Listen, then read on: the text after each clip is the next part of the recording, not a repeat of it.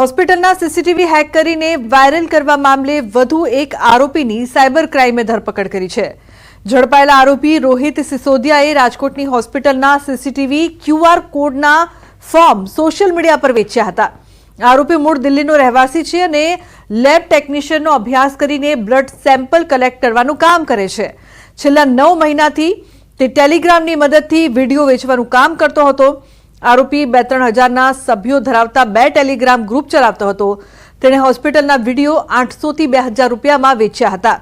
આ કેસમાં અત્યાર સુધીમાં સાયબર ક્રાઇમે પરિત ધામેલિયા અને રાયન પરેરા નામના 2 હેકરો સહિત કુલ 7 આરોપીઓની ધરપકડ કરી છે। આ આરોપીએ ડીએમએલટીનો અભ્યાસ કરેલો છે ને હાલ પોતે ઘરે ઘરે જઈને જે lab connection blood samples connect કરતા હોય છે એમનું એ કામ કરતા હતા। અત્યાર સુધીમાં જે મેઇન આરોપ જે કે અમારી તપાસ છે એમાં સીસીટીવી હેકથી લઈને એમને ક્યુઆર કોડમાં કન્વર્ટ કરી અને વેચનાર અને એમને અલગ અલગ સોશિયલ મીડિયા પ્લેટફોર્મ પર અપલોડ કરનાર એ બધા આરોપીની અત્યાર સુધીની ધરપકડ થઈ ગઈ છે અને અમે આ બધા 7 આરોપીઓ અત્યારે અમારી પોલીસ કસ્ટડીમાં હોય એમની એની પૂછપરછ કરી રહ્યા છીએ। તો ખેડાના સેવાલિયામાં ભૂમાફિયા બેફામ બન્યા છે। ખાણ ખનીજ વિભાગના અધિકારી પર હુમલો। બાલાસીનો રોડ ઉપર અટકાવ્યું હતું ડમ્પર। ભરબજારે અધિકારી પર હુમલો કરતા ખળભળાટ મચ્યો છે। ખાનગી વાહનથી ચેકિંગ કરવા ગયેલા અધિકારી પર હુમલો। ચેકિંગનું કહેતા જ વાહન માલિક આવી પહોંચ્યો હતો ઘટના સ્થળે। ઉશ્કેરાઈને અધિકારીની ટીમ પર હુમલો કર્યો। રેતી મેટલ અને માટી ખનન ચાલતું હોવાનું સામે આવ્યું। એક ઇસમના નામજોગ અને અન્ય કેટલાક લોકો સામે ફરિયાદ નોંધાઈ છે। હજુ ખાણ ખનીજ વિભાગની તપાસમાં મોટા પાયે ખનીજ કૌભાંડ નીકળી શકે છે। તો વડોદરામાં વધુ એક દુષ્કર્મની ઘટના સામે આવી છે। ગૌરવ વિસ્તારમાં કિશોરી સાથે દુષ્કર્મની ઘટના બની। 61 વર્ષના આધેડે આચર્ય દુષ્કર્મના આરોપીની પોલીસે કરી છે ધરપકડ। આરોપી અને પીડિતા એક જ વિસ્તારમાં રહેતા હોય એકબીજાને ઓળખતા હતા। કિશોરીને જાનથી મારી નાખવાની ધમકી આપીને અવારનવાર આચર્ય દુષ્કર્મ હોવાનું સામે આવ્યું। પોલીસે આરોપીને કોર્ટમાં રજૂ કરીને રિમાન્ડ મેળવવાની તજવીજ હાથ ધરી છે।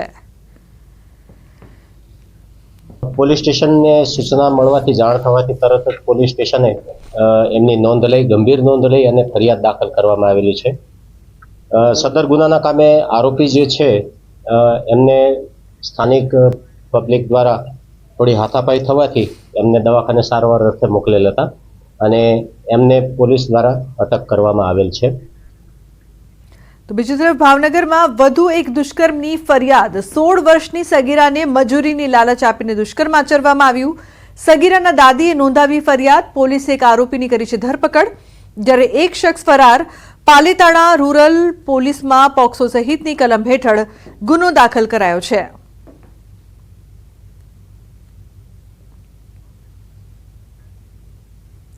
તો ભાવનગરના મોતી તળાવ વિસ્તારમાં ગટર ઉભરાવાથી લોકોને ભારે હાલાકીનો સામનો કરવો પડી રહ્યો છે। આ વિસ્તારમાં પીવાના પાણીની સાથે સાથે ગટર ઉભરાવાની સમસ્યા છેલ્લા 8 મહિનાથી છે। ઠેર ઠેર ગંદકીના કારણે રોગચાળો વકરે તેવી ભીતિ છે। સ્થાનિકોનો આક્ષેપ છે કે અનેક રજૂઆત છતાં તંત્રના આંખ આડા કાન છે। સમસ્યાનો કોઈ ઉકેલ આવ્યો નથી। આ અંગે પૂર્વ વિરોધ પક્ષના નેતા જયદીપસિંહ ગોહિલે આક્ષેપ કર્યો હતો કે નવી લાઈનો નાખવા છતાં ગટર ઉભરાઈ રહી છે। કોન્ટ્રાક્ટરની મિલીભગતના કારણે કામ સરખા થતા અને પ્રજાના પૈસાનો વેડફાટ થાય છે। તો આ અંગે મેયર ભરત બારડે જણાવ્યું કે આ વિસ્તારમાં નવી પાઇપલાઇન નાખવાની કામગીરી ચાલુ છે। જો કોઈ ભંગાણના કારણે ગટર ઉભરાતી હોય તો સંબંધિત વિભાગને જાણ કરીને યોગ્ય કામગીરી કરવામાં આવશે।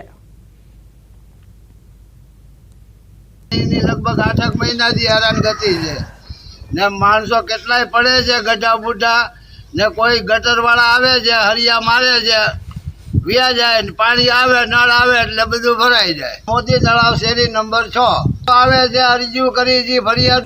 ભાવનગર મહાનગરપાલિકાના સત્તાધીશોની એક ખામી છે કે હમણાં જ કુંભારવાડા મોટી તળાવ વિસ્તારની અંદર ડ્રેનેજ નાખી એમ પદ અધિકારી કહી રહ્યા છે। તો તમે નવી લાઈન નાખી અપગ્રેડ કર્યું તો હાલની તારીખે અહીંયા ગટર ઉભરાય શું કામ? ખરેખર મળતિયાઓ કામ કરતા હોય છે। કદાચ કંઈક મુશ્કેલી થઈ હોય તો હું તપાસ કરાવી લઈશ અને ક્યાં કામ ચાલુ છે ક્યાં કામ અટકાયેલું છે ક્યાં તકલીફ પડે છે એની તપાસ કરાવી લઈશ। પણ આપણે કામ ચાલુ કરેલ છે. 1 થી 20 ખાંચામાં આપણે ડ્રેનેજ લાઈન નવી નાખી રહ્યા છીએ અને લોકોની સુખાકારી માટે આપણે ચિંતા કરી રહ્યા છીએ. તો દ્વારકાના ખંભાળિયામાં આંખલાનો આતંક જોવા મળી રહ્યો છે. સોની બજારમાં આંખલાઓ બાખડ્યા. આંખલા યુદ્ધથી લોકોમાં અફરાતફરી. ખંભાળિયા શહેરમાં આંખલાઓના કારણે લોકોને હાલાકી. પાલિકા તંત્ર હજુ ગાઢ નિંદ્રામાં જોવા મળી રહ્યું છે.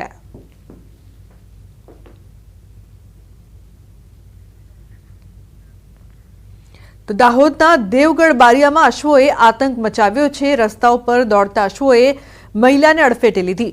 અજાણ્યા પશુપાલકો પોતાના અશ્વો છૂટા મુકતા બની છે ઘટના. અશ્વની ઝપેટમાં આવતા મહિલાને ગંભીર ઈજાઓ પહોંચી છે. રાહદારી મહિલાને અડફેટે લેતા અશ્વો સીસીટીવી કેમેરામાં કેદ થયા. હાલ ગંભીર ઈજાગ્રસ્ત મહિલા દાહોદ હોસ્પિટલમાં સારવાર હેઠળ.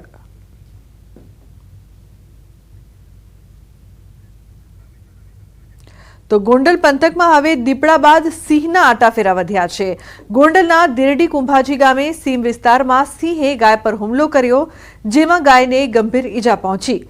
ગોંડલ ફોરેસ્ટ વિભાગના કર્મચારીઓ ઘટના સ્થળે પહોંચ્યા હતા. બનાવ સ્થળ આસપાસ સિંહના પગના નિશાન પણ જોવા મળ્યા હતા. બીજી તરફ ગોંડલ નજીકના ગામોમાં દીપડાનો આતંક જોવા મળ્યો છે. દીપડાએ ગુંદાસર ગામે નીલગાય તેમજ અનેક શ્વાનોનું મારણ કર્યું છે. જોકે વન વિભાગે દીપડાને પાંજરે પુરાતા ખેડૂતોએ રાહતનો શ્વાસ લીધો છે.